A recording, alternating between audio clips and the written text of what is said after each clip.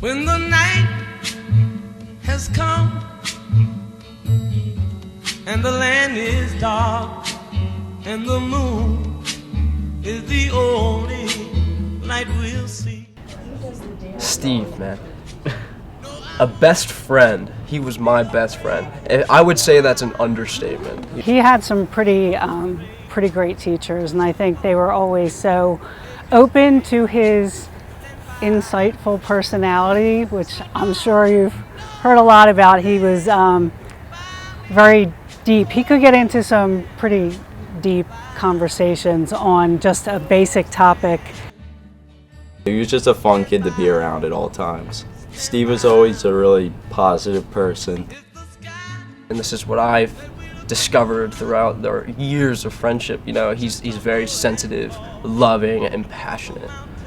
Everyone knew Steve, and he didn't care who you were, and he would be friends with you. Like, you didn't have to have any quality. Like, as long as he just thought you were a good person, man, he would say hi to you, and you were automatically his friend. So I think that's like a pretty impressive quality to have. He didn't care who you were. He didn't care who you were to anybody else. He didn't care how you were seen by how other many people, friends or what you your had. reputation was. He didn't care how many friends you had sitting at your lunch table. And In the hallway, if you walk by him at any time, no matter like what your relationship was with the kid, he said hi to everyone. Like, every time I passed him, he'd always say hi. And They would just see him across the hallway and scoot over and give him a high five and keep going, and that was his thing. Look at the icon he's portrayed as. He's Superman. You know, he is the Superman of everyone's life.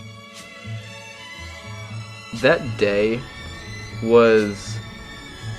he was so happy that day. I remember he said, I couldn't stress that enough, you know, like that day was just like perfect for him, you know. I would say just, when I think of Steve, I always think of him as like a role model for what a friend should be.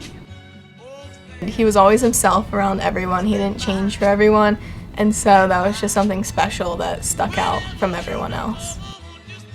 He was never trying to portray himself as anything other than himself. He was always Steve. Mm-hmm.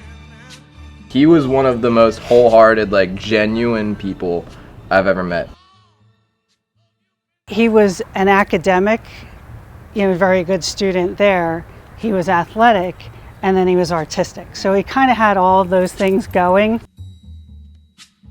I just hope everyone, who knew him, even if you just knew him to say hi or really felt inspired by him and by his personality to, maybe be a little friendlier, a little happier, a little more outgoing.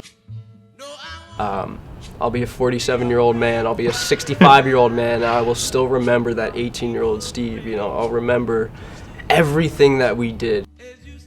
So I think that one thing that I've learned from everything is to just be yourself constantly, and just because he was always himself around everyone, and just don't waste time, I guess, on stupid things and just have fun. I think that he was always in a good mood, and he was always passionate about whatever he did, and so I think I'll take that away from him the most. Just for everyone just to remember Steve, just as who he was and all the good that he brought. And if you could just honestly live your life more like Steve, if you're ever thinking or just confused about something, I don't know, just think of Steve and think of what Steve would do, because he always knew the right thing to do and he was always positive. So just remember him in that light. Just never forget him. Yeah, man. The best thing you could do is to keep him in your thoughts and your prayers and in your memories, for sure. Don't ever let him fade away. Yeah, for sure. 'Cause he's not somebody you should ever let fade away. Especially for the senior class, we're close to the end of our time at South. But I think one thing that we can take away from him is just how nice Steve was to everyone. He just fit right in.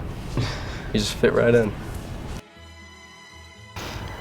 I thank everybody for remembering him and keeping him in their thoughts in a positive way. because he was a pretty great kid. I don't know, man. He was just one of a kind. Yeah. I would recommend ceramics to anybody who appreciates art and likes to be creative. People are so confined by the social restrictions of school, and just having a class like ceramics allows you to expand your mind into different mediums. You understand?